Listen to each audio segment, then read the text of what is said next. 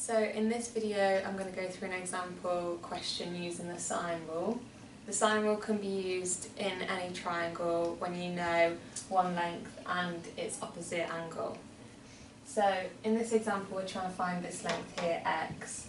So we're using the version of the equation where the lowercase letters, which represents lengths, is on the top.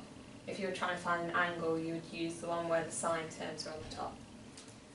Also, you only use two terms because that's all you need to find out the length here. So I'm going to use a over sine a equals b over sine b.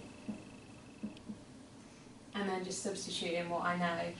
So here we've got x over sine of the opposite angle, which is 80, is equal to 7 over the opposite angle, which is 60, sine of 60.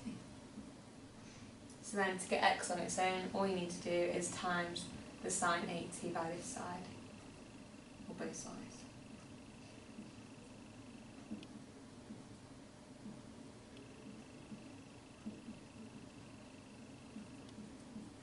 And that gives us an answer of 7.96 to three significant figures. And that's your final answer.